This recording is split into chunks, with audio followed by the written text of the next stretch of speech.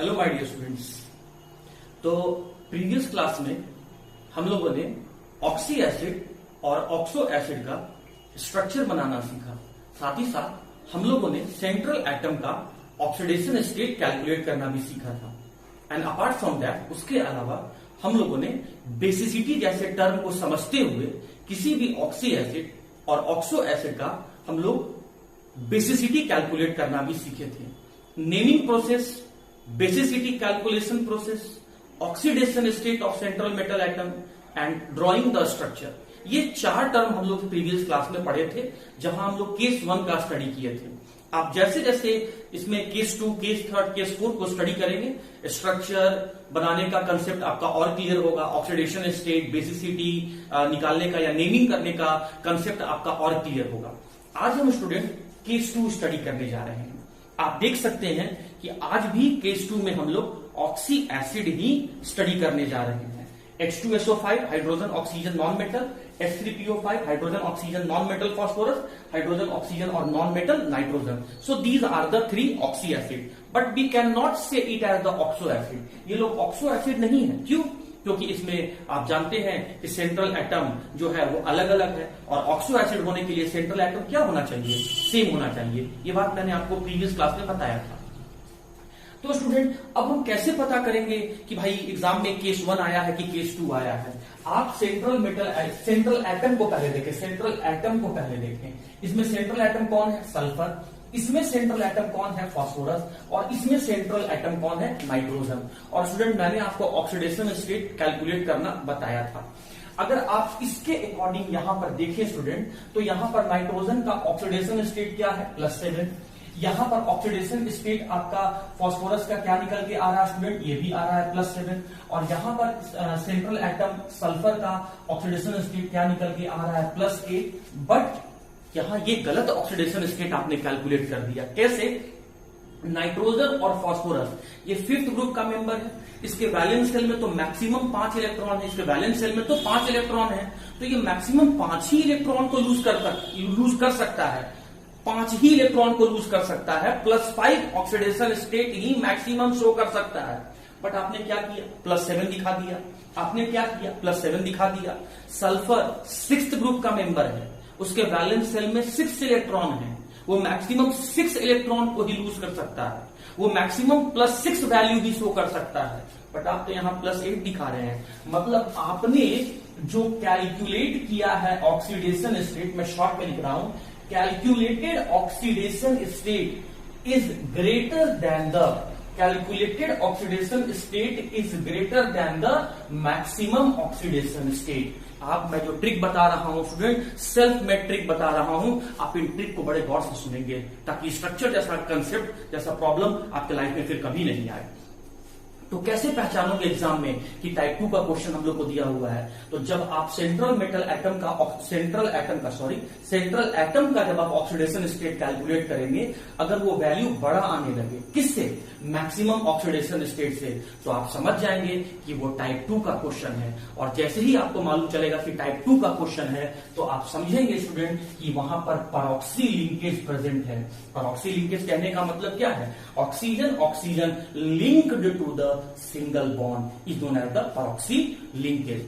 अब अगर आप ये समझ गए हैं तो स्ट्रक्चर बस आपके मुट्ठी में हो गया। अब बहुत आसानी से स्ट्रक्चर को बना सकते हैं। आप बताइए, इसमें आपका सेंट्रल एटम कौन है? सल्फर। ये मैंने सल्फर बना दिया, और अभी अभी आपने निकाला कि ये कंडीशन है, मतलब परऑक्सी लिंकेज होगा। तो आप इस सेंट्रल एटम के साथ परऑक्सी लिंकेज को जोड़ो, या राइट में जोड़ो या लेफ्ट में जोड़ो। चलो मैं राइट में ही जोड़ देता हूं। तो ये रहा आपका परऑक्सी लिंकेज। हो गया भाई, इतना तो आप बना सकते हैं। अब क्या देख रहे हैं? 2 हाइड्रोजन है, मतलब 2 हाइड्रोजन है तो 2 हाइड्रोक्सी ग्रुप भी होगा। हाइड्रोक्सी का फॉर्मूला OH, तो यहां पर मैंने एक जोड़ दिया, तो एक OH तो इधर दिखने लगा और एक OH मैं यहां पर बना दिया। तो 2 हाइड्रोजन का काम खत्म। एक सल्फर था, एक सल्फर एटम मैंने यूज कर लिया। बचा टोटल ऑक्सीजन एटम कितना है? 5, 1, 2, 3 ऑक्सीजन एटम भी हो गया। बचा कितना ऑक्सीजन एटम? 2। तो सेंट्रल एटम के साथ एक ऑक्सीजन एटम ऊपर जोड़ो, और सेंट्रल एटम के साथ एक ऑक्सीजन एटम नीचे जोड़ो। आप जानते हैं ऑक्सीजन डबल बॉन्ड बनाता है, 2 बॉन्ड बनाता है, तो ये डबल बॉन्ड बना लिया, इसके साथ भी डबल बॉन्ड बना लिया, और स्ट्रक्चर कितना इजी वे में हो गया। हाँ जी, अब स्टूडेंट कि सर यहां पर सल्फर का ऑक्सीडेशन स्टेट क्या होगा, तो माय डियर स्टूडेंट आप एक बात को यहां पर याद रखें कि जनरली ऑक्सीजन का ऑक्सीडेशन स्टेट -2 होता है। कब? जब ऑक्सीजन ऑक्साइड बनाता है तब। लेकिन जब यही ऑक्सीजन परऑक्साइड बनाने लगेगा तो उसमें ऑक्सीजन का ऑक्सीडेशन स्टेट -1 होता है। तो चलिए अब हम लोग कैलकुलेट करते हैं। देखिए ध्यान से देखिएगा, यहां पर ये ऑक्सीजन का ऑक्सीडेशन स्टेट कितना है, -1 क्यों? क्योंकि ये परऑक्सी लिंकेज है। इस ऑक्सीजन का -2, इस ऑक्सीजन का -2, इस ऑक्सीजन का -2। हाइड्रोजन का +1, मैंने बताया था कि जब हाइड्रोजन नॉन मेटल के साथ जुड़ा हुआ रहेगा तो +1 ऑक्सीडेशन स्टेट होगा। तो हाइड्रोजन का +1 अब मुझे इस सल्फर का ऑक्सीडेशन स्टेट कैलकुलेट करना है। तो चलिए हाइड्रोजन +1 और +1 कितना हो गया भाई, +2, हाइड्रोजन का +2। अच्छा सल्फर का निकालना है तो x बना दिया। अब जरा ऑक्सीजन जो पांचों ऑक्सीजन है उस पर चार्ज कैलकुलेट करो। देखो -2 -4 और इन दोनों के ऊपर -6 और ये हो गया -8। अब देखिए इसके ऊपर कोई चार्ज नहीं है, तो इक्वल टू 0 और x बराबर सॉल्व करेंगे तो कितना आ जाएगा, 6 आ जाएगा। तो इसीलिए सल्फर का ऑक्सीडेशन स्टेट यहाँ 8 नहीं है, यहाँ 6 है। आप 8 कैसे आ गया था, 8 इसलिए आ रहा था क्योंकि आपने यहाँ पर परऑक्सी लिंकेज को इग्नोर कर दिया था। परऑक्सी लिंकेज होने के कारण से ऑक्सीडेशन स्टेट -2 ना होकर -1 आ रहा था स्टूडेंट। -1 होता है, इसीलिए परऑक्सी लिंकेज के कारण से आपने परऑक्सी लिंकेज का ऑक्सीडेशन स्टेट नहीं पुट किया था, इसीलिए आपका गलती आ रहा था। इसीलिए जब कभी भी ग्रुप नंबर से ज्यादा ऑक्सीडेशन स्टेट आने लगे तो एग्जाम में समय बहुत कम रहता है, तो पहले मिटा के ग्रुप नंबर के बराबर कर देना और पूछे कि भाई कैलकुलेट कर रहे हैं तो कुछ और आ रहा है और मैक्सिमम ऑक्सीडेशन स्टेट कुछ और होता है, तो उसके पीछे आप लॉजिक देंगे क्योंकि वहां पर परऑक्सी लिंकेज प्रेजेंट है। तो इस तरीके से स्ट्रक्चर और इस तरीके से ऑक्सीडेशन स्टेट आप कैलकुलेट कर सकते हैं। माय डियर स्टूडेंट, अगर मैं उससे पूछूं कि आपका बेसिसिटी कितना है तो आपको सिर्फ हाइड्रोक्सी ग्रुप को काउंट करना है। हाइड्रोक्सी ग्रुप 1, हाइड्रोक्सी ग्रुप 2, तो बेसिसिटी हो गया 2। मैंने क्या देखा कि कल बहुत सारे स्टूडेंट जब मुझे डीपीपी बना के भेजे थे तो बस ऐसे ही लिख के आ गए। अरे भाई जिसको आप नंबर में लिखे हो, फिगर में लिखे हो, उसको वर्ड्स में भी लिखो। तो इसीलिए 2 को हम लोग लिख सकते हैं डाई बेसिक। कहने का मतलब ये जो एसिड है ये टूट के 2H+ को रिलीज करेगा या फिर इसके स्ट्रक्चर में 2 हाइड्रोक्सी ग्रुप प्रेजेंट हैं, यही बता रहा है कि बेसिसिटी 2 है। अब परऑक्सी, अब इसका नेमिंग करते हैं स्टूडेंट। परऑक्सी लिंकेज प्रेजेंट है इसीलिए इसके नाम में आप लगा दीजिए पर लगा दीजिए, या फिर आप परऑक्सी पूरा भी लिख सकते हैं, परऑक्सी। और अब स्टूडेंट आप क्या देख रहे हैं, सेंट्रल एटम कौन है, सल्फर, और वो मैक्सिमम ऑक्सीडेशन स्टेट में है तो इक लगेगा कि अस लगेगा। मैंने बताया था कि हाईएस्ट ऑक्सीडेशन स्टेट में रहेगा तो आप इक लगाएंगे और इसका नाम हो जाएगा सल्फ्यूरिक। और आप जान रहे हैं कि इसमें एसिडिक हाइड्रोजन कितना प्रेजेंट है, 2, एसिडिक हाइड्रोजन 2 प्रेजेंट है, इसलिए नाम के पीछे लग जाएगा एसिड। तो इस तरीके से नेम, बेसिसिटी, स्ट्रक्चर और ऑक्सीडेशन स्टेट ये मैंने चारों कैलकुलेट करना आपको सिखा दिया। तो उम्मीद करता हूं स्टूडेंट कि पहला स्ट्रक्चर आपको समझ में आ गया होगा। अब आते हैं स्टूडेंट दूसरे स्ट्रक्चर में। देखिए H3PO5, सेंट्रल एटम कौन है, फास्फोरस। कैलकुलेट कर रहे हैं तो ऑक्सीडेशन स्टेट क्या आ गया, +7। तो कैलकुलेटेड ऑक्सीडेशन स्टेट +7 आ रहा है। अब मैक्सिमम ऑक्सीडेशन स्टेट सिर्फ +5 होता है। तो जब कभी भी कैलकुलेटेड ऑक्सीडेशन स्टेट ज्यादा आने लगे as compare to the maximum oxidation state, तुरंत समझ जाना है कि वहां पर परऑक्सी लिंकेज है। परऑक्सी लिंकेज क्या होता है, oxygen linked to oxygen atom by the help of single bond. और ये परऑक्सी लिंकेज किसके साथ है, सेंट्रल एटम के साथ। सेंट्रल एटम कौन है इसमें, फास्फोरस है। ये लिया मैंने फास्फोरस और यहाँ पर परऑक्सी लिंकेज मैंने बना दिया, ये रहा परऑक्सी लिंकेज।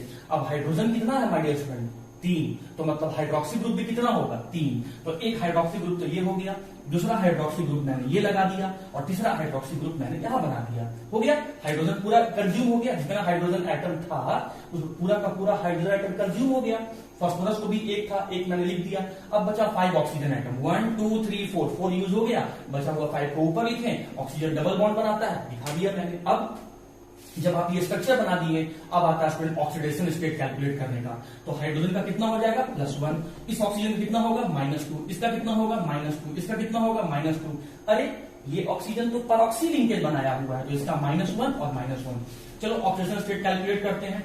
हाइड्रोजन का +1, तो +1 इंटू 3 कितना हो जाएगा, +1 इंटू 3, देखो +1 +1 +1, तो +1 इंटू 3 कितना हो गया 3, सही है। फास्फोरस का क्या मान लेते हैं X। अब जो 5 ऑक्सीजन है उसके ऊपर चार्ज क्या है, देखो इस वाले का -2, इस वाले का -2, -4 हो गया, -5, -6 और -8 हो गया।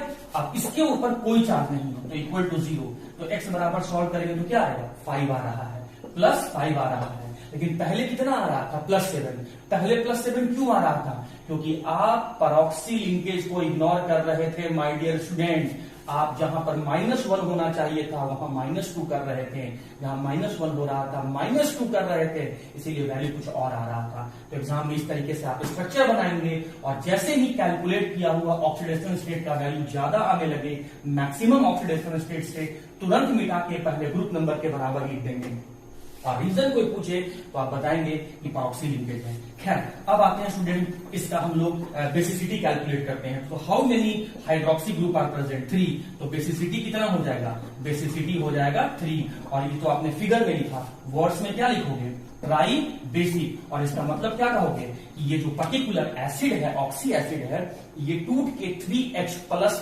रिलीज करता है और इसके स्ट्रक्चर में 3 हाइड्रोक्सी ग्रुप प्रेजेंट है, यही बेसिसिटी 3 का मतलब होता है। अब बात आया नाम का, हाँ भाई परऑक्सी लिंकेज प्रेजेंट है तो परऑक्सी के लिए आप लिखो परऑक्सी, परऑक्सी परऑक्सी लिखो। अब स्टूडेंट क्या होगा, परऑक्सी लिखो या पर लिखो एक ही बात है। अब सेंट्रल एटम कौन है, फास्फोरस है, तो फास्फोरस लिखें। अब फास्फोरस के बाद सफिक्स लगाओ, सफिक्स लगाओ, सफिक्स बताओ इक लगेगा कि अस लगेगा।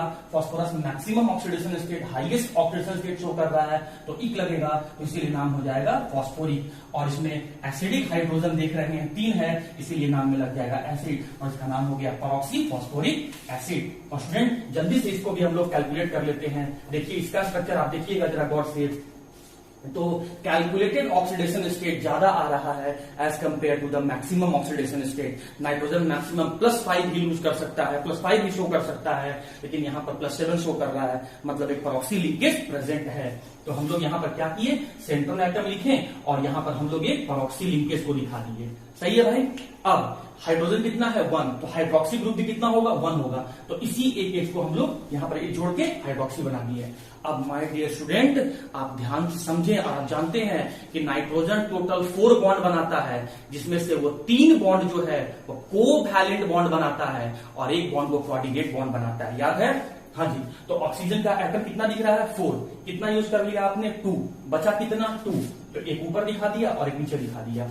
अब ऑक्सीजन डबल बॉन्ड बनाता है, लेकिन नाइट्रोजन का भी ध्यान रखना है, नाइट्रोजन ऑलरेडी एक बॉन्ड यहां बना चुका है, इस ऑक्सीजन के साथ तो वो 2 बॉन्ड बना लिया, मतलब नाइट्रोजन 3 कोवैलेंट बॉन्ड तो बना चुका। तो ये जो बचा हुआ ऑक्सीजन है इसके साथ ये कोऑर्डिनेट बॉन्ड बनाएगा, और याद कीजिए कि ये कोऑर्डिनेट बॉन्ड बनाने के लिए नाइट्रोजन अपना 2 इलेक्ट्रॉन दिया है, और 2 इलेक्ट्रॉन कहां से दिया है 2s से दिया है, ये मैंने बताया था, हाँ जी। तो परऑक्सी लिंकेज इसमें प्रेजेंट है, तो आप पर भी लिख सकते हैं, परऑक्सी भी लिख सकते हैं। सेंट्रल एटम आपका नाइट्रोजन है, तो ये मैंने यहाँ पर नाइट्रोजन के लिए जब नाइट्रोजन लिखा नाइट्रोजन लिख दिया। अब इक लगेगा कि अस लगेगा, उसके लिए इसका हमको ऑक्सीडेशन स्टेट कैलकुलेट करना पड़ेगा। हाइड्रोजन का 1, ये परऑक्सी लिंकेज में इस ऑक्सीजन का -1, इसका भी -1, इसका -2, इसका -2 और नाइट्रोजन का x। तो चलो भाई कैलकुलेट करते हैं।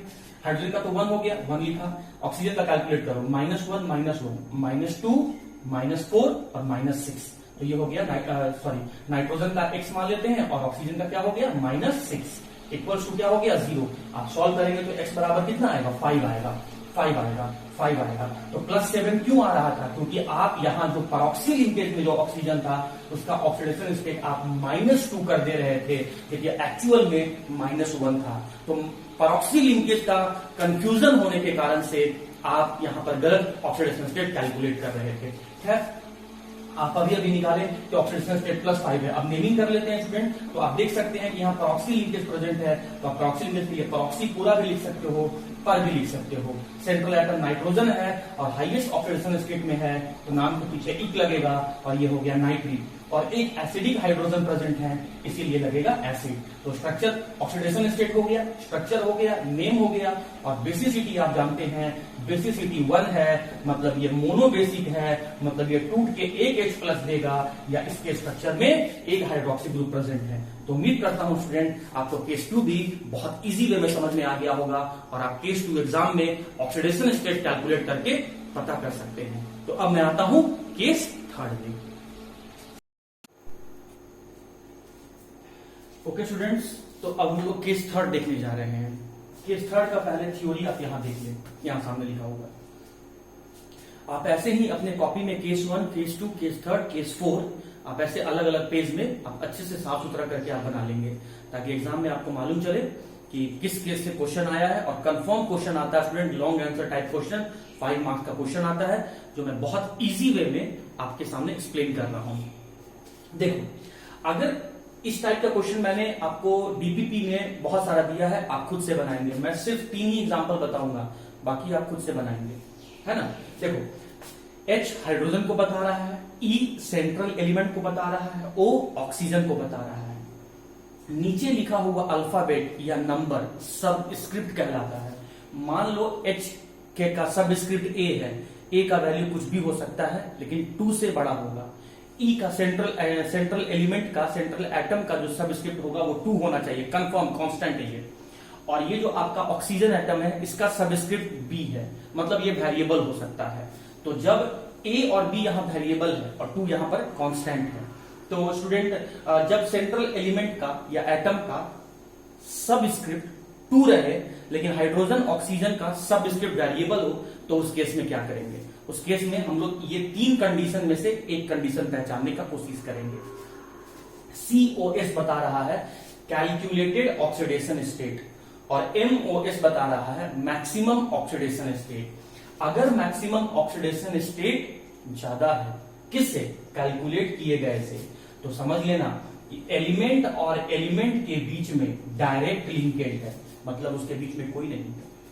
अगर कैलकुलेट किया हुआ जो तुम कैलकुलेट करोगे ऑक्सीडेशन स्टेट और मैक्सिमम ऑक्सीडेशन स्टेट मतलब ग्रुप नंबर के बराबर आ जाए, तो समझ जाना कि एक सेंट्रल एटम या एलिमेंट और दूसरे सेंट्रल एटम या एलिमेंट के बीच में ऑक्सीजन लिंकेज प्रेजेंट है, ऑक्सीजन लिंकेज प्रेजेंट है। और ये केस तो मैंने अभी आपको बताया था कि अगर कैलकुलेट किया हुआ ऑक्सीडेशन स्टेट का वैल्यू बड़ा आने लगे, ज्यादा आने लगे, किससे? ग्रुप नंबर से या मैक्सिमम ऑक्सीडेशन स्टेट से, तो समझ जाना कि वहां पर परऑक्सी लिंकेज प्रेजेंट है एक सेंट्रल एटम और दूसरे सेंट्रल एटम के बीच में।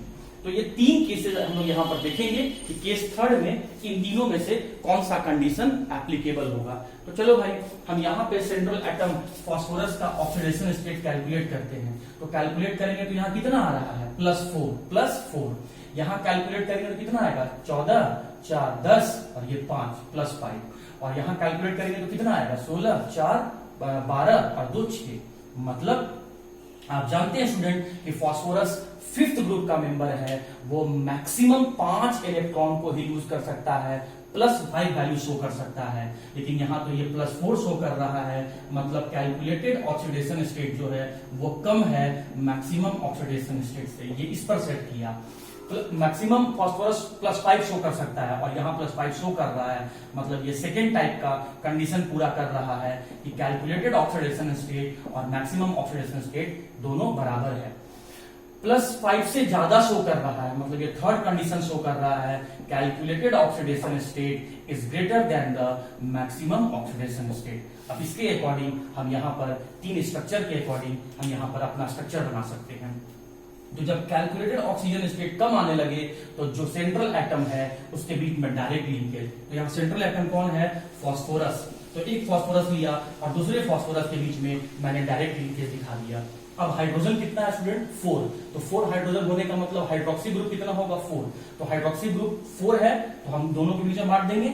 2 हाइड्रोक्सी ग्रुप हम इसको दे देंगे और 2 हाइड्रोक्सी ग्रुप हम इसको दे देंगे, ठीक है। तो 4 हाइड्रोजन था, चारों हाइड्रोजन हमको दिखने लगा। 2 फास्फोरस था, 2 फास्फोरस हमको दिखने लगा। ऑक्सीजन एटम 6 था, तो 1, 2, 3, 4 ही ऑक्सीजन एटम दिख रहा है, मतलब 2 ऑक्सीजन एटम अभी भी बचा हुआ है। तो एक इस लेफ्ट वाले फास्फोरस को दे देंगे और एक इस राइट वाले को दे देंगे, ऑक्सीजन के साथ डबल बॉन्ड बना देंगे। हो गया स्ट्रक्चर।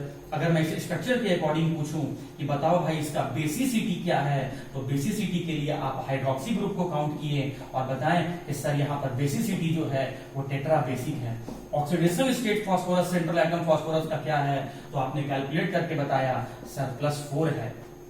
उसके बाद स्टूडेंट इसका नेमिंग पर बात आ जाएगा, तो स्टूडेंट इसका नाम है हाइपोफॉस्फोरिक एसिड, हाइपोफॉस्फोरिक एसिड। तो नेम ऑक्सीडेशन स्टेट, बेसिसिटी और स्ट्रक्चर मैंने ये बता दिया। उम्मीद करता हूं आप इजी वे में समझ गए होंगे। अब मैं आता हूं स्टूडेंट, अब मैं आता हूं इस सेकंड वाले पर। आप प्लीज ध्यान से देखते रहें, बहुत इजी है, बस समझने का फर्क होता है। चलिए, हाँ जी, तो इसमें क्या कर रहा है, H4P2O7 मतलब कैलकुलेटेड ऑक्सीडेशन स्टेट और मैक्सिमम ऑक्सीडेशन स्टेट दोनों बराबर है।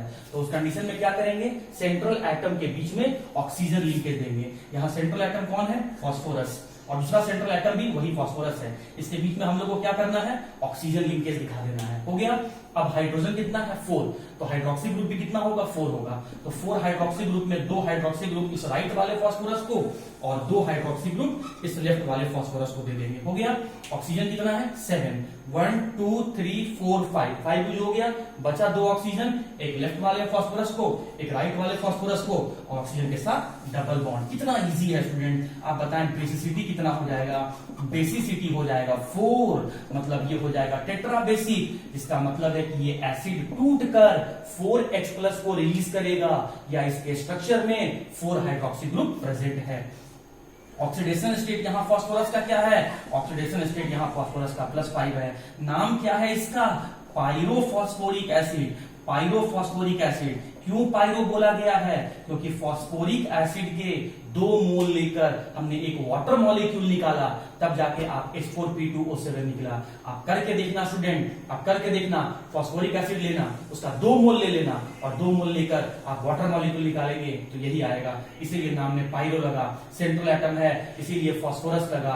हाईएस्ट ऑक्सीडेशन स्टेट है इक लगा, और यहाँ पर 4 एसिडिक हाइड्रोजन प्रेजेंट है, इसीलिए नाम में एसिड लगा। बहुत इजी है अगर आप समझ गए तो। हाँ जी, अब मैं आता हूं थर्ड एग्जांपल पर जो आपको समझना है। आप क्या देख रहे हैं, इसका नाम तो स्टूडेंट मैंने बताया था। देखिए आप क्या देख रहे हैं कि फास्फोरस मैक्सिमम +5 ही शो कर सकता है, यहाँ फास्फोरस +6 शो कर रहा है। इसका मतलब कि यहाँ पर सेंट्रल एटम के बीच में परऑक्सी लिंकेज प्रेजेंट है। तो सेंट्रल एटम कौन है, फास्फोरस, वहां दूसरा सेंट्रल एटम भी कौन है, फास्फोरस, और इनके बीच में परऑक्सी लिंकेज। यहाँ इसको क्या पढ़ेंगे, डायरेक्ट लिंकेज, इसको क्या पढ़ेंगे, ऑक्सी लिंकेज, इसको क्या पढ़ेंगे, परऑक्सी लिंकेज। हाँ चलिए, हाइड्रोजन कितना है, 4, मतलब 4 हाइड्रोजन होने के लिए अगर है तो 4 हाइड्रोक्सी ग्रुप होगा। तो 2 हाइड्रोक्सी ग्रुप हम लोग लेफ्ट वाले फास्फोरस को दे दिए और 2 हाइड्रोक्सी ग्रुप हम लोग राइट वाले फास्फोरस को दे दिए। 2 फास्फोरस था, हो गया, 4 हाइड्रोजन था, 4 हाइड्रोजन दिखने लगा। ऑक्सीजन कितना है, 8, 1 2 3 4 5 6। ऑक्सीजन कितना बच रहा है, 2, एक इस लेफ्ट वाले फास्फोरस को, एक इस राइट वाले फास्फोरस को, और डबल बॉन्ड बनाती है। हो गया।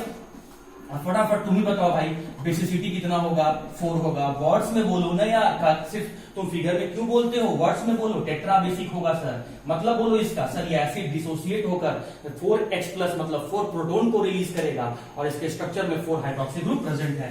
हाँ जी, ऑक्सीडेशन स्टेट यहाँ फास्फोरस का क्या आएगा, फास्फोरस का ऑक्सीडेशन स्टेट +6 नहीं आएगा, क्या आएगा स्टूडेंट, +5 आएगा। क्यों, क्योंकि यहाँ परऑक्सी लिंकेज है, तो -2 मान लिया होगा, इसीलिए गलती से तुम्हारा +6 आने लगा होगा। हकीकत में यहाँ इन दोनों का -1 होगा। फिर कैलकुलेट करके देखना, यहाँ पर तुम्हारा +5 आएगा। चलिए, अब इसका नाम क्या है, तो नाम आप लोग जानते होंगे स्टूडेंट, और नाम आप हमको इसका सॉल्व करके बताइएगा कि इसका नाम क्या है। पहले वाले का नाम था हाइपोफॉस्फोरिक एसिड, दूसरे वाले का नाम था पायरोफॉस्फोरिक एसिड, और इसमें परऑक्सी लिंकेज प्रेजेंट है माय डियर स्टूडेंट। तो मैं बता ही देता हूं अब क्या उतना है। परऑक्सी लिंकेज के कारण से मैंने कहा परऑक्सी, और जरा देखना स्टूडेंट, ध्यान से देखना, अगर मैं इस वाले पोर्शन को हटाकर, प्लीज ध्यान से, अगर मैं इस वाले पोर्शन को हटाकर अगर मैं यहां पर H पुट कर दूं तो ये फास्फोरिक एसिड नहीं बन जाएगा आपका, फास्फोरिक एसिड नहीं बन जाएगा। देखिए ना, अगर मैं इस यहां पर ये बबल जो बनाया हूं, सर्कल बनाया हूं, इसके जगह में अगर मैं हाइड्रोजन रख दूंगा तो हाइड्रोजन कितना हो गया, H3, फास्फोरस 8 है। और ऑक्सीजन कितना है 1 2 3 4, तो 4, तो इसका नाम क्या है फॉस्फोरिक एसिड। तो इधर से भी एक फॉस्फोरिक एसिड दिख रहा है और इधर से भी हमको एक फॉस्फोरिक एसिड दिख रहा है, तो दो फॉस्फोरिक एसिड के मिलने से बना है, तो इसका नाम हो जाएगा पर ऑक्सी डाई फॉस्फोरिक एसिड। तो ये मैंने आपको तीनों बता दिया और उम्मीद करता हूं कि केस थर्ड आपको समझ में भी आ गया होगा और उस पर मैंने बहुत सारा क्वेश्चन दिया है, वो मैं चाहता हूं कि आप खुद से प्रैक्टिस करो। इन केस अगर आप सभी क्वेश्चन नहीं बनता है तो आप मुझसे पूछ सकते हैं। तो अब मैं आता हूं स्टूडेंट केस 4 वाले पे। ओके स्टूडेंट्स, तो केस थर्ड के बेसिस पर ही दो क्वेश्चन आपके एग्जाम में पूछा हुआ है N2O5 और N2O4 का स्ट्रक्चर बनाने के लिए। तो ये बिल्कुल केस थर्ड वाले पर ही बनेगा, इसको आपको दिमाग में रखना होगा। 2 है तो इसीलिए डाई, N है तो नाइट्रोजन, 5 है तो पेंटा, O है तो ऑक्साइड, नाम हो गया डाई नाइट्रोजन पेंटा ऑक्साइड। यहां पे वही बात स्टूडेंट, 2 है तो डाई लिखा गया है, N है तो नाइट्रोजन लिखा गया, 4 है तो टेट्रा लिखा गया है, O है तो ऑक्साइड लिखा गया है। अगर आप इसमें नाइट्रोजन का ऑक्सीडेशन स्टेट कैलकुलेट करेंगे स्टूडेंट, तो ये आएगा आपका यहाँ पे डायरेक्टली +5 आप निकाल के देखें, यहाँ पर x इंटू 2x और यहाँ पर -2 इंटू 5 -10, 2x - 10 इक्वल्स टू 0, तो x इक्वल्स टू +5 आप निकाल के देखें आ जाएगा। अगर आप यहाँ पे नाइट्रोजन का ऑक्सीडेशन स्टेट कैलकुलेट करेंगे तो +4। नाइट्रोजन कौन से ग्रुप का होता है स्टूडेंट, 5th ग्रुप का। वैलेंस शेल में कितना इलेक्ट्रॉन है 5, मैक्सिमम कितना इलेक्ट्रॉन को लूज कर सकता है 5, मैक्सिमम कितना ऑक्सीडेशन स्टेट एग्जिबिट मतलब शो कर सकता है 5, और वो 5 शो कर रहा है। इसका मतलब है कि यहां पर calculated oxidation state is equal to the maximum oxidation state, ये वाला केस है ना। एग्जाम में आपको ये लिख के नहीं आना, ये रूल तो मैं बनाया हूं स्टूडेंट, ये सब एग्जामिनर को आपको नहीं बताना है। हाँ जी, और यहां पर जो कैलकुलेटेड ऑक्सीडेशन स्टेट है वो मैक्सिमम ऑक्सीडेशन स्टेट से कम है।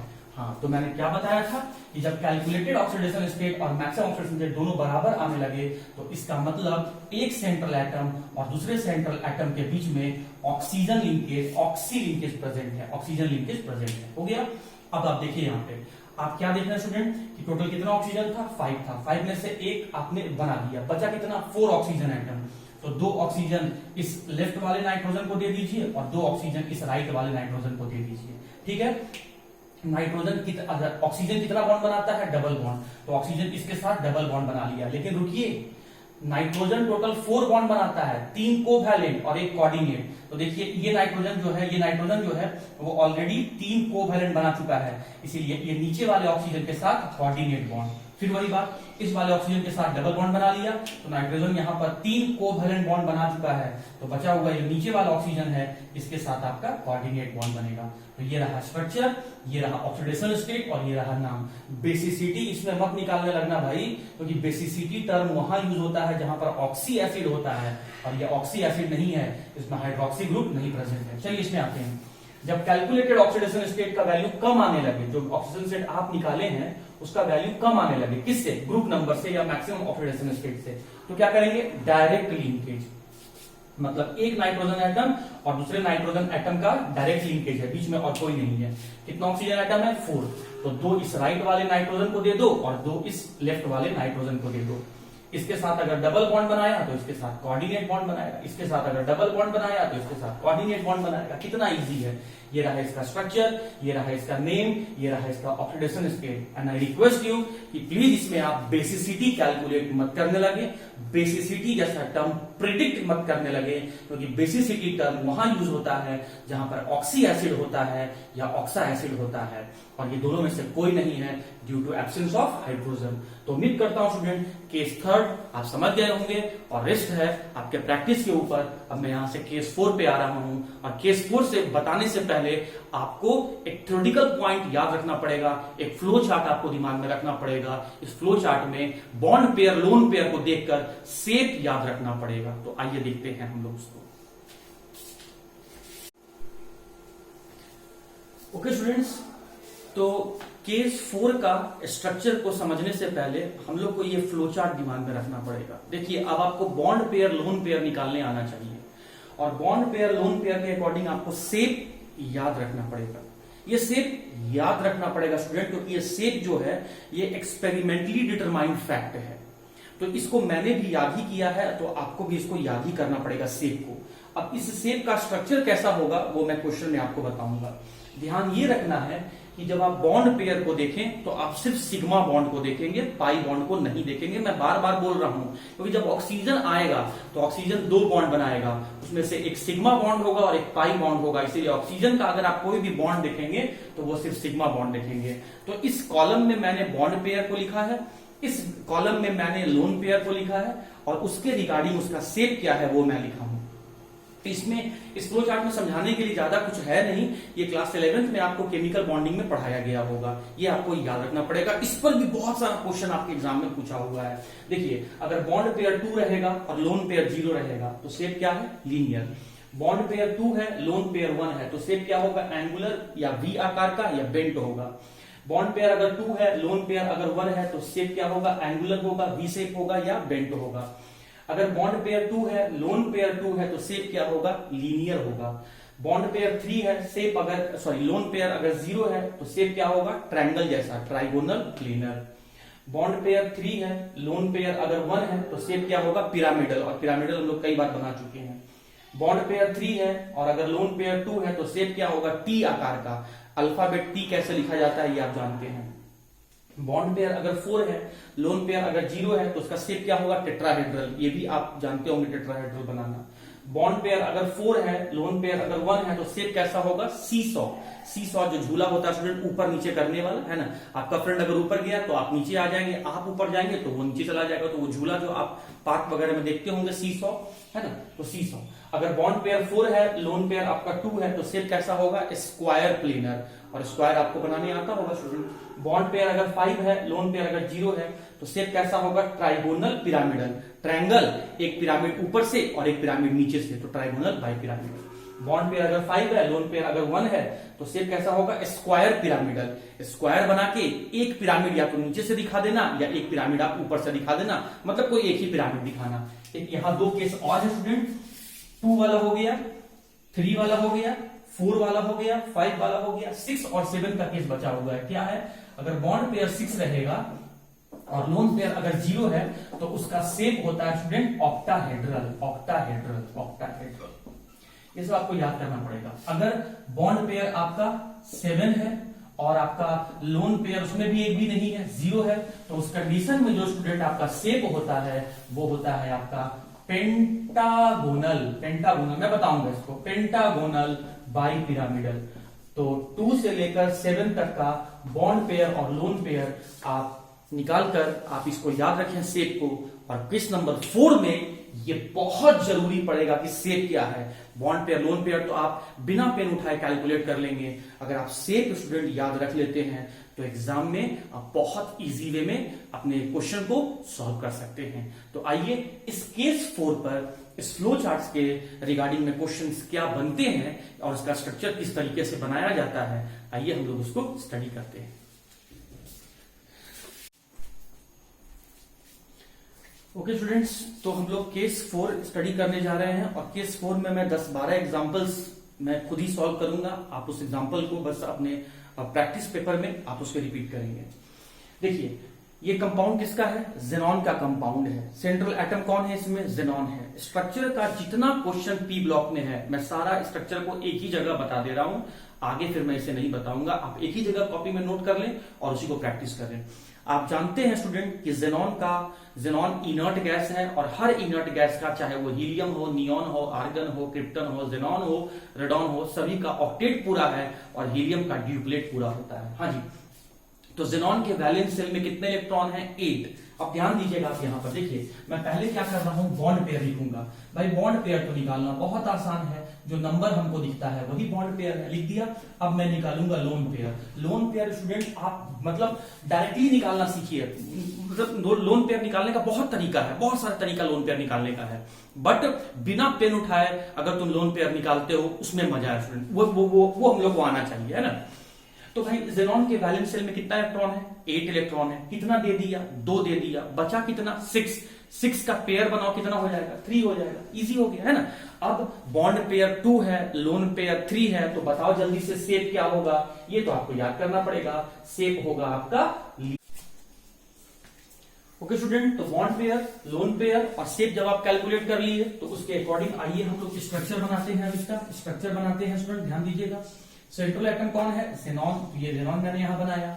कितना बॉन्ड पेयर बनाया है? 2 बॉन्ड बनाया है। अब उस 2 बॉन्ड को इस तरीके से रखना है ताकि उसके बीच का, उन दोनों बॉन्ड के बीच का रिपल्सन बहुत कम हो। क्यों? क्योंकि रिपल्सन जितना कम होगा स्टेबिलिटी उतना ज्यादा होगा। हाँ जी, तो स्टेबिलिटी बढ़ाने के लिए या रिपल्सन को कम करने के लिए बॉन्ड और दूसरे बॉन्ड के बीच के एंगल को या डिस्टेंस को बढ़ाना होगा।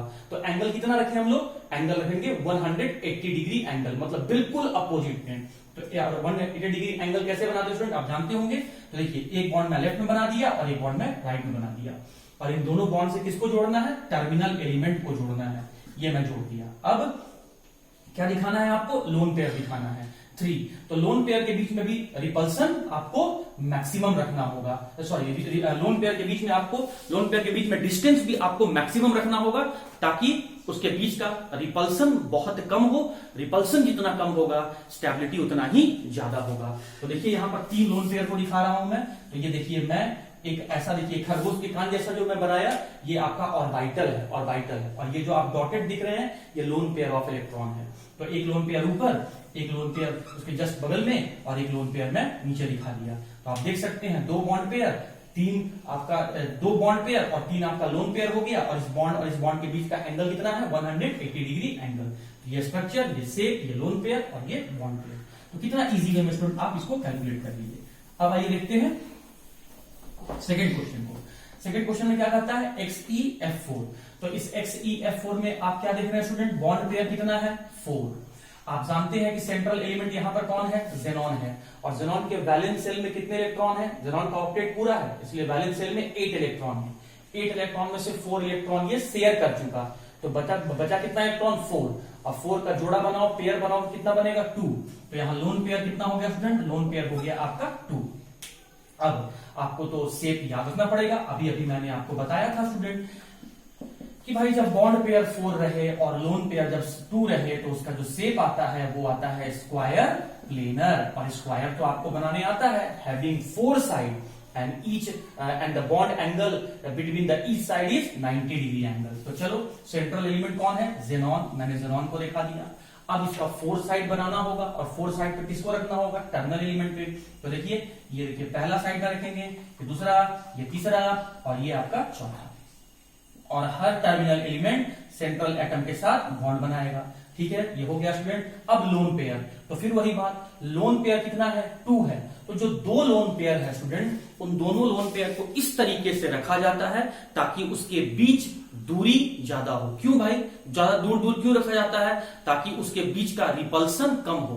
तो लोन पेयर को इस तरीके से रखा जाता है ताकि उसके बीच का रिपल्सन कम हो। और रिपल्सन कम करने के लिए डिस्टेंस बढ़ा दो। अरे अगर 2 बच्चा अगर लड़ रहा है तो गार्जियन क्या करते हैं? पेरेंट्स क्या करते हैं? उनको दूर दूर कर देते हैं। तो वही बात है, अगर रिपल्सन हो रहा है तो उनको दूर दूर कर दो। तो जो 2 लोन पेयर है उसको दूर दूर कर दो। और दूर दूर करने का मतलब है स्टूडेंट कि उसके बीच का फार अवे करने का मतलब है उसके बीच का बॉन्ड एंगल मैक्सिमम कर दो, 180 डिग्री एंगल कर दो। उसके बीच का एंगल को मैक्सिमम कर दो, मतलब 180 डिग्री एंगल कर दो। तो देखिए, एक लोन पेयर मैं ऊपर बना दिया और एक लोन पेयर में नीचे बना दिया।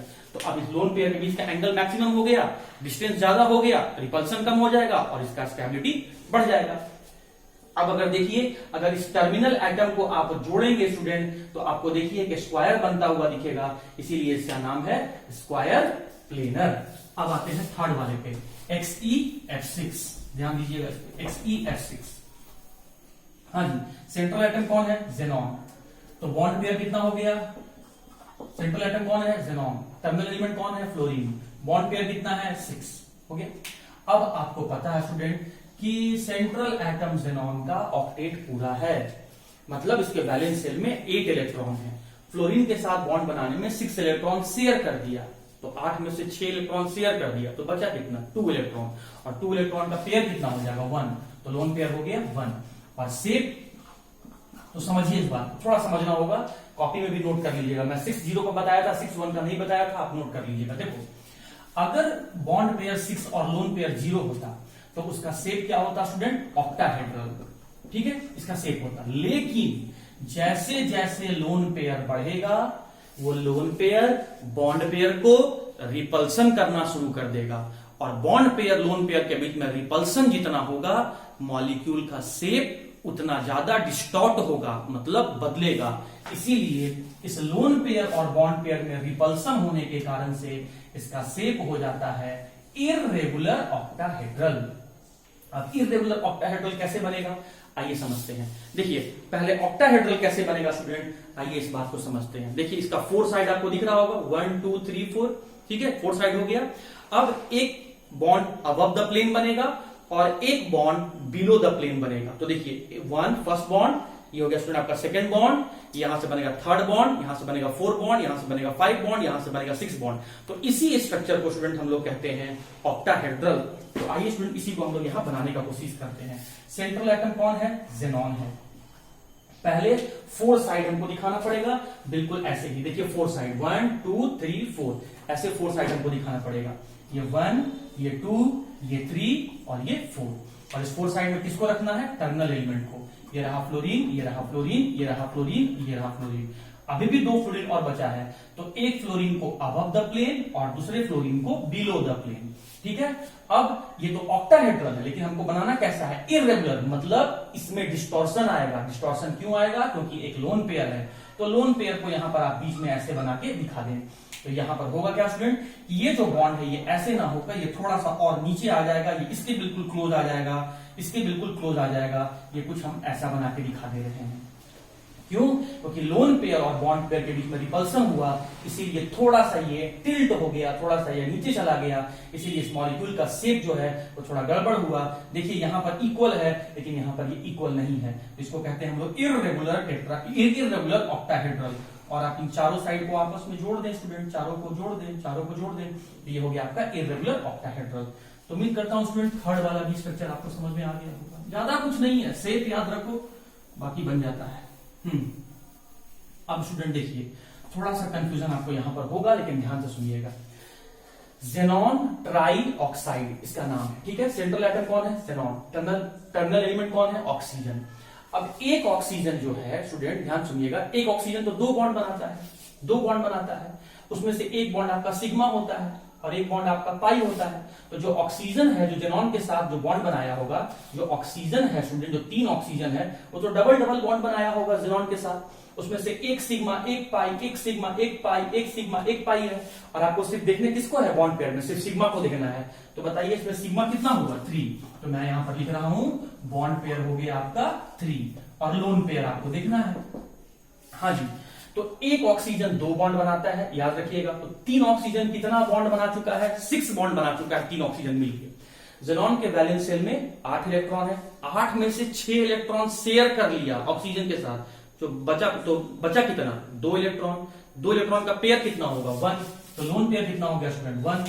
अब आपको बताना है कि बॉन्ड पेयर 3 रहेगा, शेप अगर सॉरी लोन पेयर 1 रहेगा तो शेप कैसा होता है, ये तो याद करना पड़ेगा। शेप होता है पिरामिडल। और पिरामिडल चलिए बनाते हैं हम लोग। कैसे बनाएंगे, पहले सेंट्रल एटम को लिखेंगे ज़ेनॉन, ठीक है। एक जो टर्मिनल एलिमेंट है उसको लेफ्ट में, एक राइट में और एक मिडिल में लिखेंगे, लेकिन इन दोनों से थोड़ा सा नीचे लिखेंगे। हो गया। अब इनको आप जोड़ दीजिए, बॉन्ड बना के दिखा दीजिए। एक ऑक्सीजन डबल बॉन्ड बनाया होगा, ये भी ऑक्सीजन डबल बॉन्ड बनाया होगा और ये भी ऑक्सीजन डबल बॉन्ड बनाया होगा। अरे लोन पेयर भी है, तो लोन पेयर को इस तरीके से रखो कि बॉन्ड पेयर और लोन पेयर के बीच दूरी ज्यादा हो, ताकि रिपल्सन कम रहे और स्टेबिलिटी ज्यादा रहे। मतलब हमको 180 डिग्री एंगल पर रखना है। तो ये मैंने स्टूडेंट यहां पर ऑर्बिटल बना के यहां पर मैं लोन पेयर को दिखा दिया। अब इसको जब आप हाइपोथेटिकली डॉटेड लाइन से जब आप जोड़ेंगे स्टूडेंट, तो देखिए आप यहां पर डॉटेड लाइन से जोड़ेंगे तो आप देख सकते हैं एक पिरामिड बनता हुआ नजर आ रहा है। तो उम्मीद करता हूं ये 4 एग्जांपल आप समझ गए होंगे। अभी मैं और भी एग्जांपल आपके साथ डिस्कस करने जा रहा हूं, लेकिन प्रैक्टिस आपको करना है। क्यों, क्योंकि एग्जाम में स्टूडेंट अटेम्प्ट आपको लेना है। तो आप जितना प्रैक्टिस करेंगे आप उतना ज्यादा परफेक्ट होते जाएंगे। तो और भी एग्जांपल्स हम डिस्कस करते हैं, आइए देखते हैं स्टूडेंट। ओके स्टूडेंट्स, तो आइए ये 2 एग्जांपल को समझते हैं। ध्यान दीजिएगा, देखिए यहां से समझना स्टूडेंट। पहले यहां समझो, मान लो कोई सेंट्रल एलिमेंट यहां पर ये ई है, ठीक है। वो टर्मिनल टर्मिनल एटम ए के साथ और स्टूडेंट बी के साथ बॉन्ड बनाया हुआ है। समझिए बात को, ध्यान से समझिएगा। मैं क्या बोल रहा हूं कि यहां सेंट्रल एटम कौन है? ई है। और टर्मिनल एटम कौन है?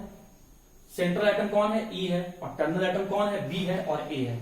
तो देखो, ये जो वर्टिकल बॉन्ड आप देख रहे हैं, इसको हम लोग कहते हैं स्टूडेंट, ये वर्टिकल बॉन्ड को हम लोग कहते हैं एक्सियल बॉन्ड। और ये जो आप हॉरिजॉन्टल देख रहे हैं, इसको हम लोग कहते हैं इक्विटोरियल बॉन्ड। Equatorial bond. आपको दिमाग में ये बात रखना है स्टूडेंट कि एक्सियल बॉन्ड का लंबाई ज्यादा होता है, मतलब बॉन्ड लेंथ, ध्यान से समझो इस बात को, समझना होगा तुमको। बॉन्ड लेंथ जो एक्सियल बॉन्ड का होता है वो ग्रेटर होता है किसके कंपैरिजन में? Bond length of equatorial bond.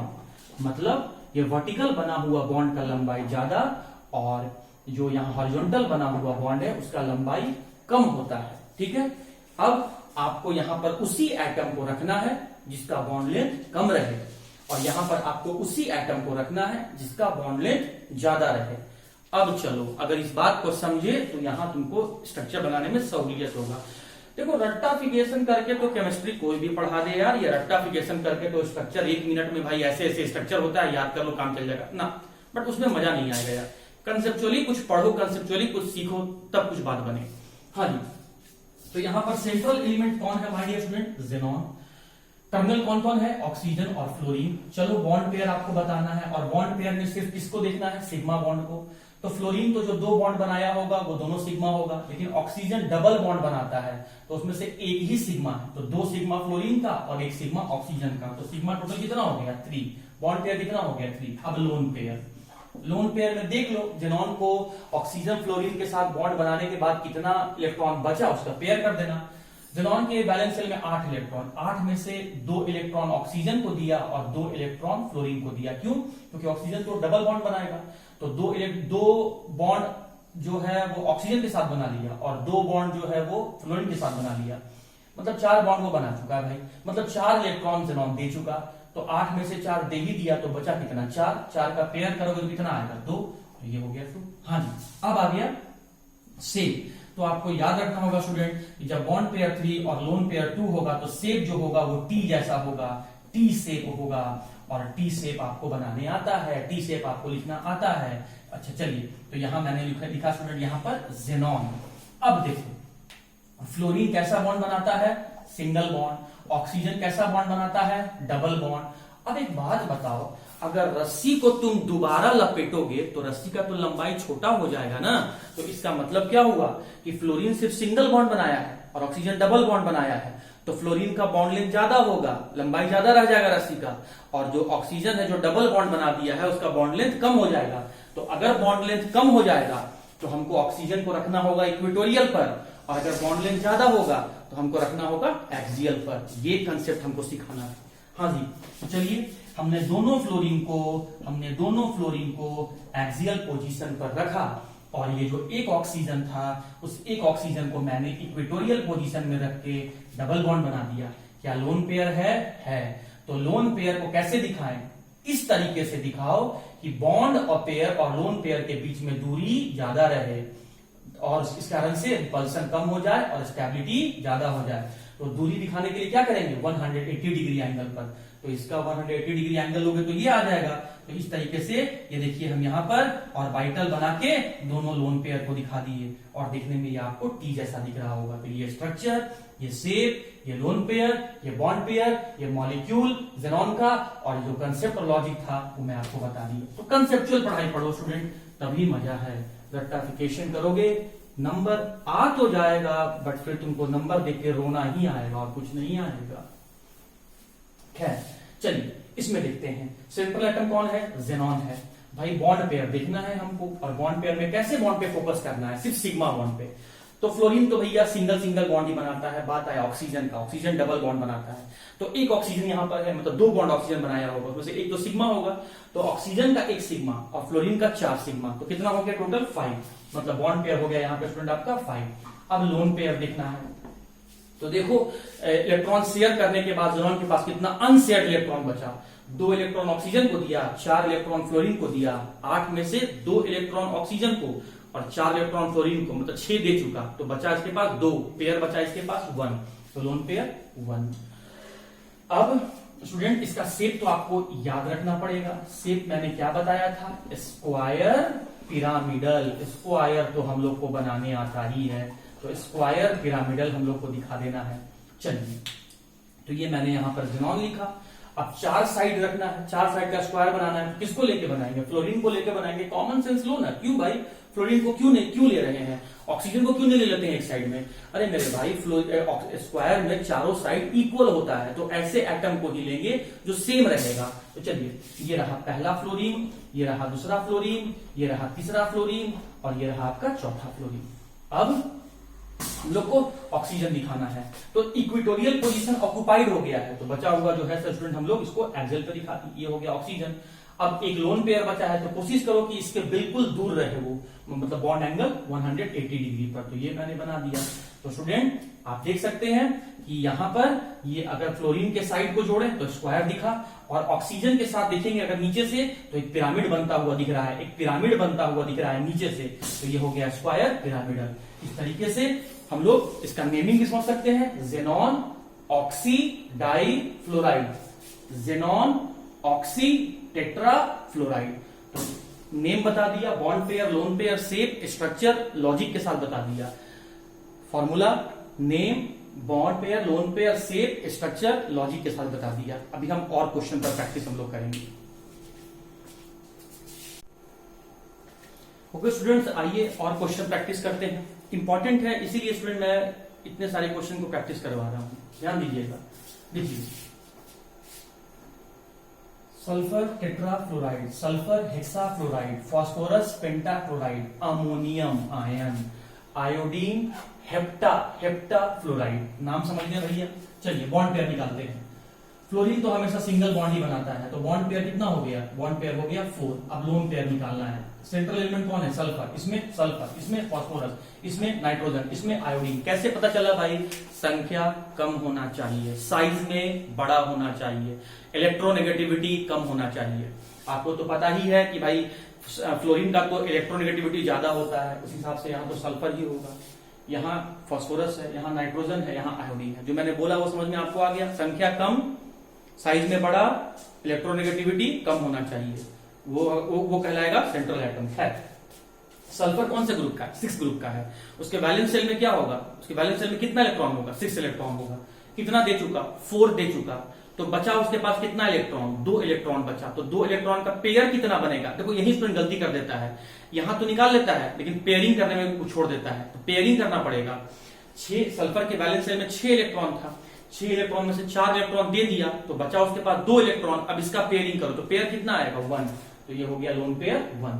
अब 4 बॉन्ड पेयर और 1 लोन पेयर का शेप क्या होता है स्टूडेंट, ये शेप होता है सीसॉ, झूला टाइप, सीसॉ। अब सीसॉ कैसे बनाएंगे, आइए देखते हैं स्टूडेंट, ध्यान से देखिएगा। ये मैंने लिया यहां पर सल्फर।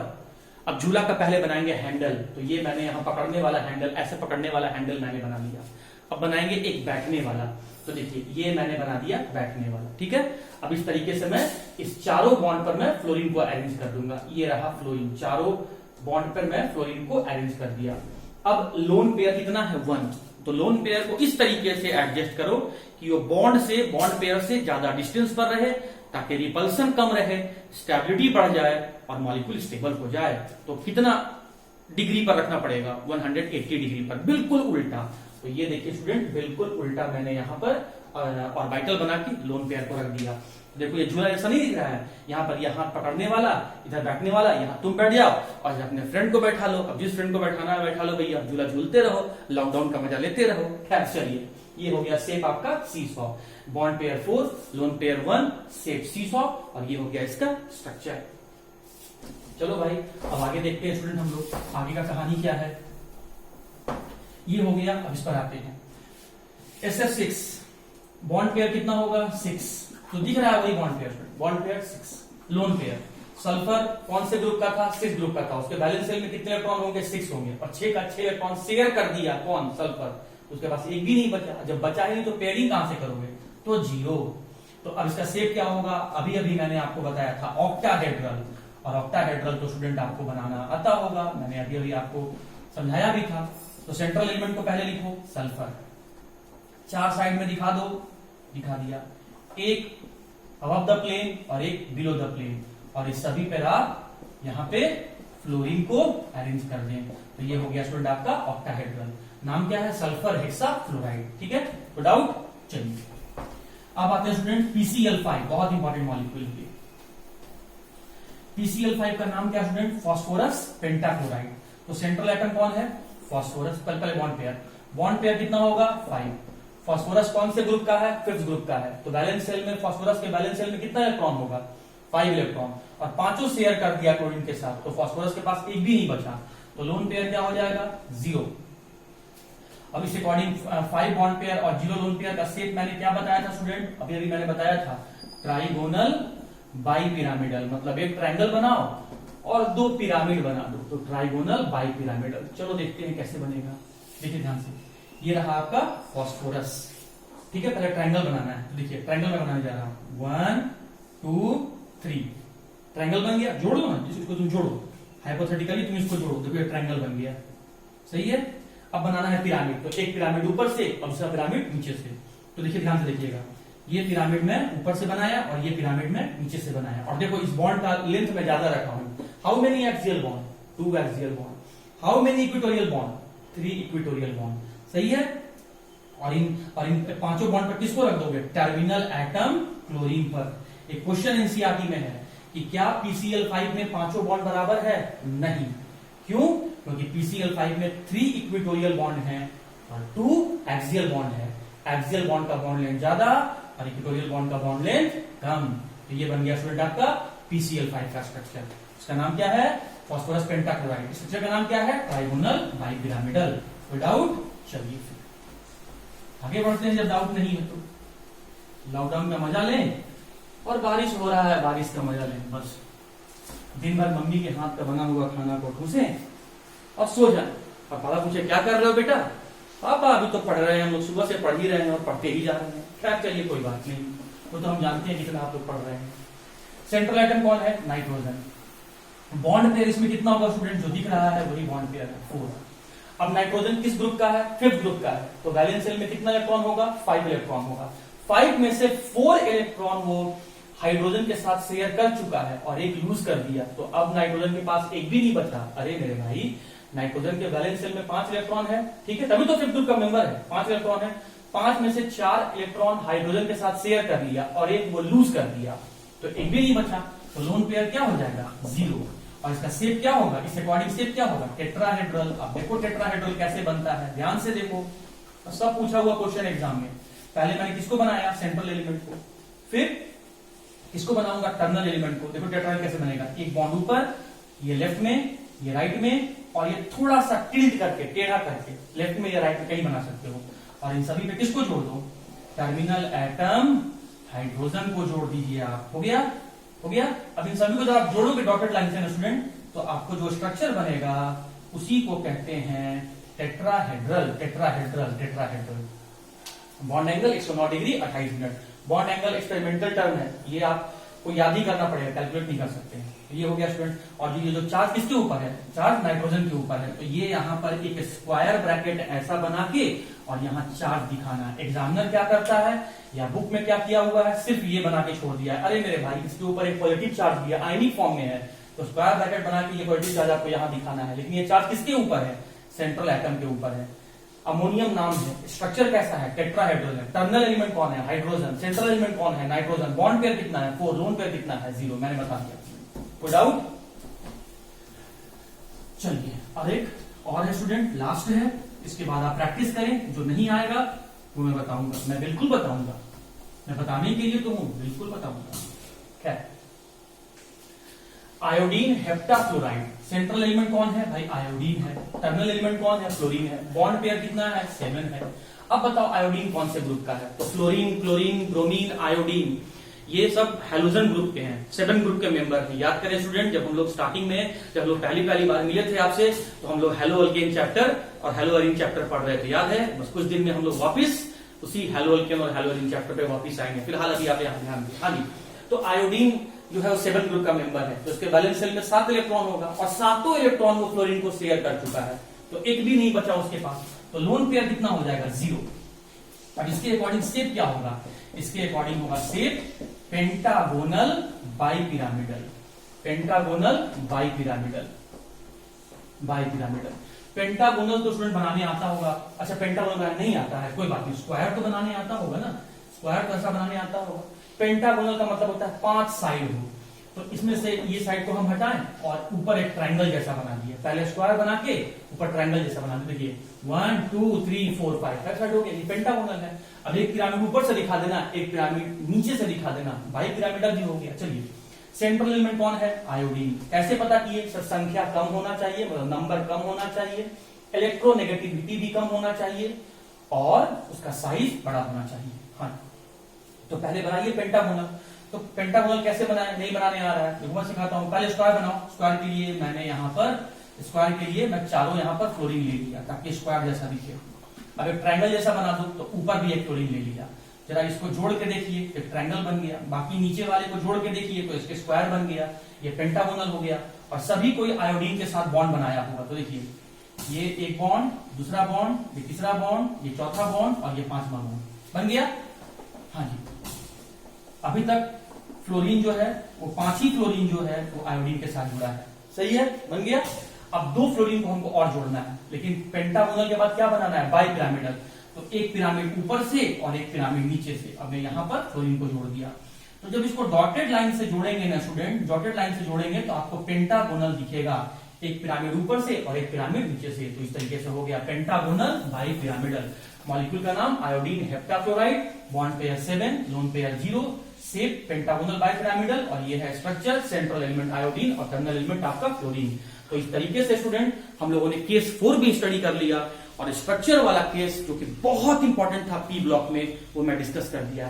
एक और मॉलिक्यूल रह गया है जिसके बारे में एग्जामिनर आपसे पूछा हुआ है, वो है आप S8 का स्ट्रक्चर बना के बताइए, ऑक्टा एटॉमिक सल्फर का स्ट्रक्चर बना के बताइए।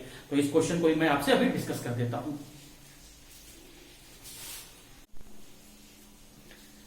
ओके स्टूडेंट, तो एक और लास्ट क्वेश्चन बच गया है जिसका फॉर्मूला क्या है, S8। 8 के लिए हम लोग क्या कहेंगे, ऑक्टा। 8 के लिए हम लोग क्या कहेंगे स्टूडेंट, ऑक्टा, ऑक्टा, ठीक है।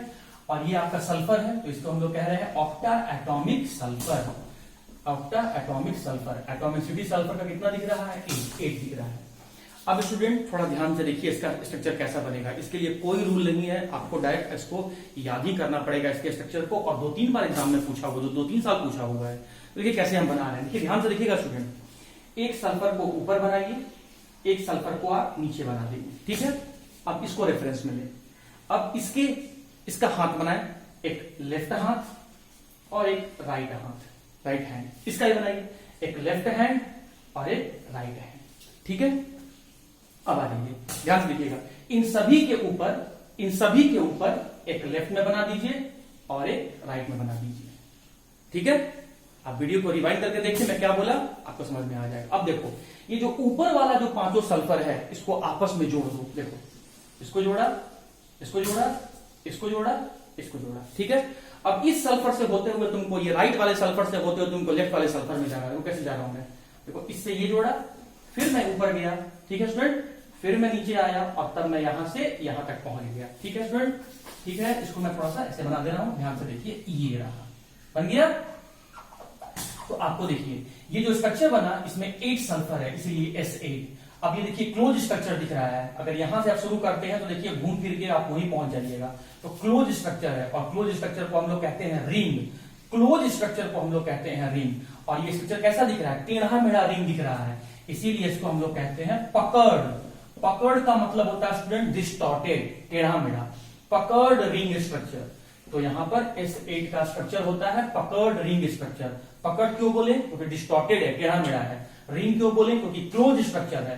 तो distorted close structure of octa atomic sulphur is described here या शोन हियर। और ये रहा आपका मॉलिक्यूल, और ये रहा स्ट्रक्चर, और ये रहा नाम। उम्मीद करते हैं स्टूडेंट आपको स्ट्रक्चर वाला क्वेश्चन समझ में आ गया होगा। अब हम लोग रीजनिंग बेस्ड क्वेश्चन सॉल्व करने जा रहे हैं, आप ध्यान दीजिएगा।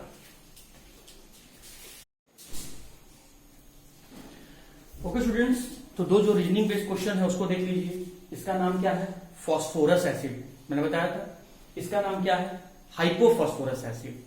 अब देखिए इसमें क्वेश्चन क्या आता है कि जब फॉस्फोरस एसिड को हीट करते हैं तो क्या होता है, या हाइपोफॉस्फोरस एसिड को हीट करते हैं तो क्या होता है। इसका एक अगर वर्ड आप याद रखें ना तो आप इस रिएक्शन को बहुत इजी वे में सॉल्व कर सकते हैं। फॉस्फोरस एसिड चाहे हाइपोफॉस्फोरस एसिड को जब कभी हम हीट करेंगे तो वो डिसप्रपोर्शनेशन रिएक्शन शो करेगा, डिसप्रपोर्शनेशन रिएक्शन शो करेगा। मतलब क्या, मतलब वो ऑक्सीडेशन भी शुरू कर देगा और रिडक्शन भी हो जाएगा, मतलब उसका ऑक्सीडेशन और रिडक्शन दोनों होगा। अगर ऑक्सीडेशन होगा तो इसका मतलब क्या समझेंगे हम लोग, गेन ऑफ ऑक्सीजन, और रिडक्शन होने का मतलब क्या समझेंगे, लॉस ऑफ ऑक्सीजन। अब देखो इस बात को, देखो ये फॉस्फोरस एसिड है, ये फॉस्फोरिक एसिड है, इसमें कितना ऑक्सीजन आइटम है, 3 है, इसमें कितना ऑक्सीजन आइटम है, 4 है। तो हम लोगों ने अभी ट्रिक क्या पढ़ा कि जब कभी फॉस्फोरस एसिड को हीट करते हैं तो इसका डिसप्रपोर्शनेशन होता है, मतलब ये ऑक्सीडेशन भी करने लगता है और रिडक्शन भी करने लगता है, मतलब ये ऑक्सीजन को भी गेन कर लेता है और ऑक्सीजन को लॉस भी कर देता है। तो जब ये ऑक्सीजन को गेन करेगा स्टूडेंट तो 3 ऑक्सीजन से बढ़कर 4 ऑक्सीजन में कन्वर्ट हो जाएगा, मतलब ये H3PO4 बना देगा, फॉस्फोरिक एसिड बना देगा। और अगर ये ऑक्सीजन लूज करेगा मतलब रिडक्शन करेगा, ऑक्सीडेशन तो कर लिया, फॉस्फोरिक एसिड तो बना दिया, अब क्या करेगा, रिडक्शन मतलब ऑक्सीजन को लूज करेगा। तो इसमें से ऑक्सीजन को हटा दो तो क्या दिख रहा है तुमको, PH3। यही एग्जाम में बहुत इंपॉर्टेंट है, इसका नाम है फॉस्फीन और इसका नाम है स्टूडेंट फॉस्फोरिक एसिड। तो आपको एग्जाम में लिख के आना है कि जब कभी भी हम फॉस्फोरस एसिड को हीट करते हैं तो उस फॉस्फोरस एसिड का डिसप्रपोर्शनेशन होता है, जिसके इसका मतलब उसका ऑक्सीडेशन और रिडक्शन होता है। ऑक्सीडेशन से वो ऑक्सीजन गेन करके फॉस्फोरिक एसिड बनाता है और रिडक्शन में वो ऑक्सीजन को लूज करके फॉस्फीन बनाता है। फिर वही बात, अब ध्यान दीजिए इसमें क्या करना है, ये क्या है, हाइपोफॉस्फोरस एसिड, इसको भी हीट करेंगे तो क्या होगा, डिसप्रपोर्शनेशन करेगा, मतलब ऑक्सीडेशन रिडक्शन दोनों करेगा, मतलब ऑक्सीजन का गेन भी करेगा, ऑक्सीजन का लॉस भी करेगा। ध्यान दीजिए जब ये ऑक्सीजन को गेन करेगा तो इसमें बदल जाएगा, लेकिन रिएक्शन यही नहीं रुकेगा, ये और ऑक्सीजन को गेन करके इसमें कन्वर्ट हो जाएगा, मतलब फॉस्फोरिक एसिड में ये भी बदल जाएगा, ये भी बदल जाएगा। कब, ऑक्सीजन को गेन करके मतलब ऑक्सीडेशन करके, और जब रिडक्शन करेगा तो ऑक्सीजन को लूज कर देगा, तो ऑक्सीजन इसमें से हटा दोगे तो क्या बच जाएगा, PH3। तो यही बात है स्टूडेंट कि जब कभी भी हम लोग फॉस्फोरस एसिड या हाइपोफॉस्फोरस एसिड को हीट करते हैं तो वो डिसप्रपोर्शनेशन रिएक्शन शो करता है, ऑक्सीडेशन रिडक्शन करते हुए वो फॉस्फोरिक एसिड और फॉस्फीन बनाता है। तो उम्मीद करता हूं कि ये क्वेश्चन आपको समझ में आ गया होगा।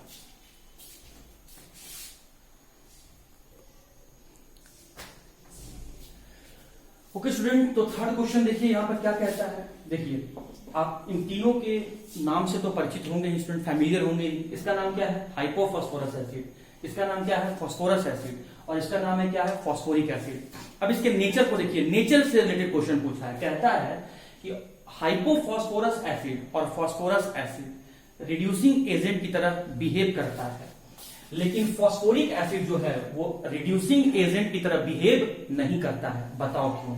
तो देखिए स्टूडेंट, चाहे वो हाइपोफॉस्फोरस हो, चाहे वो फॉस्फोरस एसिड हो, चाहे वो फॉस्फोरिक एसिड हो, तीनों में सेंट्रल एलिमेंट कौन है, फॉस्फोरस है।